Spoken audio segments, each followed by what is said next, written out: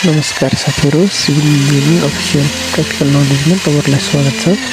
यो चाहिँ साथीहरू के गरे भन्ने लाग्दा तपाईँहरूलाई यो चाहिँ कोर काटे हो साथीहरू। यो कोर हामीले जब रिजिड पेभमेन्ट चाहिँ बनाइसकेपछि हामीले चाहिँ 14 दिन अथवा 28 दिनमा चाहिँ हामी कोर काट्छौँ। कोर काटेर चाहिँ यो यसको थिकनेस हेर्छौँ हामीले गरेको कति इन्चीको चाहिँ अब ढलान भनौँ होइन, रिजिड पेभमेन्ट चाहिँ हाम्रो कति इन्चीको त्यसलाई चाहिँ त्यसको थिकनेस कति छ हेर्छौँ। अनि त्यसको ड्युरेबल पनि चेक गर्छौँ साथीहरू। यसको हाम्रो कतिको M10, 15, 20, 25 होइन, हाम्रो चाहिँ यो चाहिँ M20 को साथीहरू। M10 त खासै युज हुँदैन साथीहरू।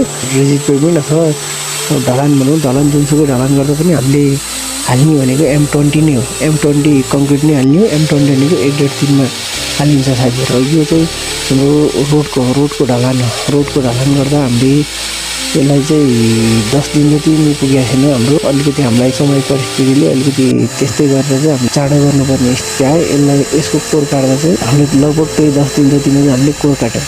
कोर काट्दाखेरि यसको थिकनेस आउनुपर्ने थियो हाम्रो 8 इन्च, लगभग 8 इन्च हामीले पुऱ्याएरै हालेको पुगेर आयो। यो चाहिँ धेरैले थाहा नहुने खालको, धेरैले चाहिँ के गरे यो फिल्डमा चाहिँ के गरे होला भन्ने लाग्छ। अथवा ढलान गरेपछि हामीले कसरी काम गरेर यो थिकनेस कसरी हेर्छौँ भन्ने लाग्छ भने हामीले चाहिँ यसलाई चाहिँ कोर काट्ने हो साथीहरू। यसरी कोर काट्छौँ। कोर काटेपछि चाहिँ हामीले थिकनेस कति रहेछ यसरी चाहिँ थिकनेस डिटर्माइन गर्छौँ। यसरी कोर काटेर चाहिँ थिकनेस हेरिन्छ। यसरी थिकनेस हेरेपछि कति आउँछ थिकनेस हाम्रो, जस्तै 8 इन्चीको ठाउँमा होइन, अब 20 सेन्टी भनौँ न, 8 इन्च हेरेको 20 सेन्टीको ठाउँमा चाहिँ 19.5 समथिङ त्यस्तै आयो भने त्यो ठिकै छ भन्ने हुन्छ होइन। अब अलिकति काम गर्दाखेरि अलिक तलमाथि हुनसक्छ भन्ने हुन्छ। त्योभन्दा नि कम आयो भने चाहिँ एकदम यो चाहिँ लापरवाही भन्ने पनि हुन्छ। यो थिकनेस चाहिँ यसरी काटेपछि यो थिकनेस पुगेको छ छैन भन्ने हेर्ने मेन काम गर्ने भयो।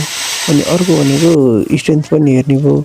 यो भनेको चाहिँ अब नेपालमा धेरै समय भइसक्यो। यो अब लगभग 8-10 वर्ष भइसक्यो नेपालमा चाहिँ यसरी कोर काटेर चाहिँ थिकनेस हेरिन्छ। यो धेरैले नदेख्नु पनि सक्छ साथीहरूले।